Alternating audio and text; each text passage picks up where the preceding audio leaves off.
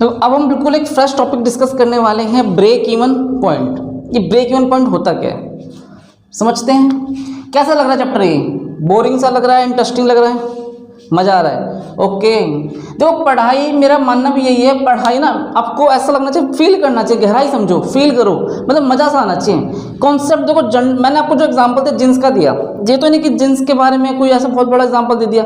Normal आप सब भी पहनते हैं, मैं भी पहनता हूँ, हर बच्चा जींस का जानता है। तो ये ऐसी चीज़ें होती है जो बेसिकली आप अपने लाइफ में देख रहे हो। 200 की चीज़ 500 की बेच दी, आपको लगा कितना प्रॉफिट कमा लिया, बट ऐसा नहीं होता। हमें बाकी चीज़ें भी माइनस करनी पड़ती है, बाकी खर्चे भी। तो आपने फील किया, उनको जाना, और आप अपने घर के आसपास जाओ ना आज, और जाने के बाद किसी भी शॉप वाले से या किसी भी आपके घर में जो दुकान है, आप उनसे भी ऐसा क्वेश्चन डिस्कशन कर सकते हो। आप उनसे भी एक ये सारी इन्फॉर्मेशन खुद निकाल सकते हो कि आप कितने का लाए, कितने का बेच दिया, और उसके बाद आपकी फिक्स्ड कॉस्ट कितने आ रही है। समझ में आया लॉजिक? तो आपको प्रॉफिट कितना आएगा वो बता सकते हो। तो बिल्कुल गहराई के साथ जानना है इन कॉन्सेप्ट को। देखिए, ब्रेक इवन पॉइंट, ब्रेक लगा देना भैया। कहाँ ब्रेक लगती है? आप गाड़ी चला रहे हैं और एकदम से ब्रेक लगा दो, क्या है ये? ब्रेक इवन पॉइंट एक ऐसा पॉइंट जहाँ पर ना तो प्रॉफिट हो और ना ही लॉस हो। एक ऐसा पॉइंट, नो प्रॉफिट और नो लॉस, ना तो भैया प्रॉफिट हो ना भैया लॉस। ये इतना, ये ब्रेक इवन पॉइंट आ गया, सपोज मान लेता हूँ, ठीक है। अब आपके मन में क्वेश्चन आएगा कि सर ब्रेक इवन पॉइंट, ना प्रॉफिट ना लॉस, मतलब हम दुकानदार, देखो दुकानदार ने क्या किया, अकाउंटेंट को बुलाया, अकाउंटेंट आया भागता हुआ, अकाउंटेंट से पूछा, सीए से पूछा कि बताओ भैया मैं अपना कितना सामान बेचूं एक महीने के अंदर ताकि मुझे ना तो प्रॉफिट हो ना ही लॉस हो। आप बताइए क्या कर सकते हैं? देखो एक बात बताओ, एक दुकान है, सुबह से शाम तक वो अपने 10 जींस बेच दी, ठीक है। अब वो क्या लगता है कि सर उसने सब कुछ कमा लिया? बेटा 10-12 जींस बेच के तो केवल अपने वो खर्चे को पूरा कर पा रहा होगा, हाँ या ना?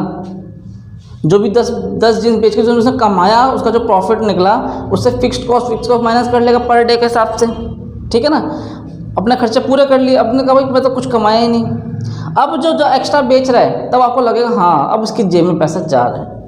तो कभी ये मत सोच लेना कि बेटा पहले जींस बिक गई पैसा जेब में आ गया, नहीं, अभी तो कुछ निकला ही नहीं है।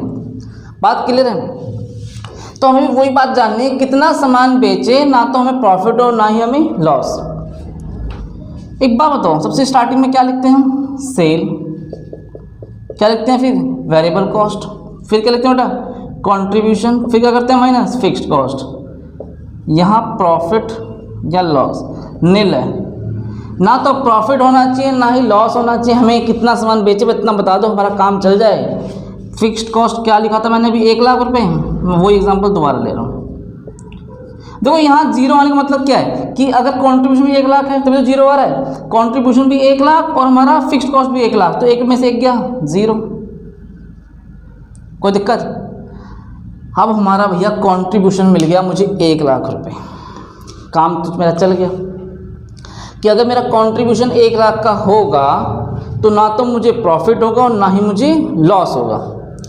लेकिन कंट्रीब्यूशन, अब मुझे एक बात पता है, क्या पता है कि भैया मैं सेल जो करता हूँ 500 रुपये के हिसाब से बेचता हूँ एक जींस, और एक जींस खरीद के 200 के लाता हूँ, मतलब मेरा कंट्रीब्यूशन एक जींस पे कितना है? 300 रुपये का, हाँ या ना? ठीक है, मेरा कंट्रीब्यूशन कितना है यहाँ पर? 300 रुपये का। तो अगर मैं 300 रुपये का मेरा कंट्रीब्यूशन है, मगर मैं 1 लाख को 300 से डिवाइड कर दूँ, कितना आ जाएगा यहाँ पर? तो लमसम लो, एक सेकेंड, गलती हो जाएगी ना यहाँ पर, डिवाइड में कुछ प्रॉब्लम होगा। 300 इसे कर दो, 500, थोड़ा सा एग्जांपल में चेंज, 500 की जींस आप बेचते हो, 300 का उसे लेके आते हो, कितना कमाते हो? कंट्रीब्यूशन कितना? 200 रुपये। तो 1 लाख को 200 से डिवाइड कर दोगे, ये वाली वैल्यू आ जाएगी 500, हाँ या ना? जब ये 500 तो ये भी 500 क्वांटिटी, ये भी 500 जींस है, अब 500 मल्टीप्लाई 500, 2.5 लाख, 500 दिया 1.5 लाख रुपए। कॉमन सी बात है, कितना आ गया, 500 जींस आ गया। अगर आप 500 जींस बेचते हैं, फील करना, अगर आप 500 जींस बेचते हैं 500 रुपये के हिसाब से, 500 की एक, तो 2.5 लाख रुपए आपके पास आ जाएगा। और वो जींस आप 300 खरीद के लाए थे, 300 खरीद के लाए थे, तो 1.5 लाख आपने खर्च कर दिया लाने पे, उस पर वेरिएबल कॉस्ट पे, तो भी कितना बचा, 1 लाख। और 1 लाख में से अगर आपने बिजली का, लेबर का खर्चा माइनस कर दिया, रेंट उंट, एक में से 1 लाख पूरा माइनस कर दिया, तो क्या बचेगा, ना तो प्रॉफिट ना ही लॉस। मतलब कहना तो ये है कि अगर आप 1 महीने के अंदर सिर्फ 500 ही जींस बेचते हैं तो ना तो कुछ कमा पाएंगे और ना ही कुछ घाटे में जाएंगे, ना तो कुछ मिला ना कुछ घटा, जो था वैसे का वैसे ही रहा। लेकिन क्या 500 से ही काम चल जाएगा दुकानदार का, नहीं। लेकिन हाँ, उसे मन में बात सेट हो गई कि ये महीने में कम से कम 500 से तो टारगेट ऊपर लेके चलना है, 1000 का, 2000 का, 5000 का, लेकिन कभी 500 से कम ना बिके। समझ में आई बात? तो हर दिन का एक दुकानदार एस्टिमेट लगा के चलता है, कम से कम इतनी सेल तो फटाफट हो जाए, जितना जल्दी हो सके।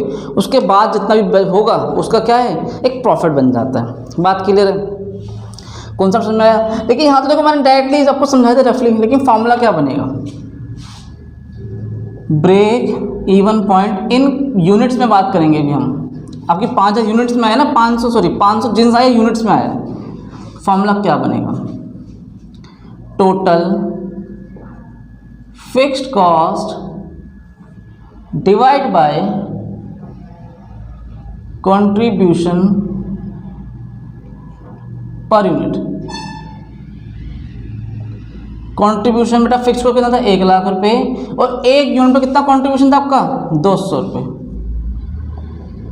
500 जींस आ जाएगा। कोई डाउट मन में? तो आपको टोटल फिक्स्ड कॉस्ट से को डिवाइड करना है किससे, कंट्रीब्यूशन पर यूनिट से। इसका एक फॉर्मूला और बन जाएगा ब्रेक इवन पॉइंट का, अगर रुपीज में जानना है तो, कि कितने रुपए की सेल करे। देखो यहाँ तो आया 500 जींस बेच दो 500 रुपये के हिसाब से, काम चल जाएगा ब्रेक इवन पॉइंट। लेकिन आप चाहते हो भाई मेरा आंसर रुपीज में पहले ही आ जाए, ठीक है जी। Total fixed cost divide by PV ratio, PV ratio. अब देखो इस क्वेश्चन में पीवी रेशियो क्या था, इसमें चेक करते हैं। 1 लाख अपॉन में 2.5 लाख इंटू में 100, 3 0 3 0 1 0 1 0, 25 चौक 100, 40%। आप 1 लाख को डिवाइड कर दोगे 40% से, कितना आ जाएगा बेटा, 1 लाख डिवाइड 40 इंटू में 100, 4 से काटेंगे तो कितना आएगा, 4 दूनी 8, 4 पंजे 20, 2.5 लाख रुपए। चेक करो कि 2.5 लाख नहीं आ रहा है, हाँ या ना?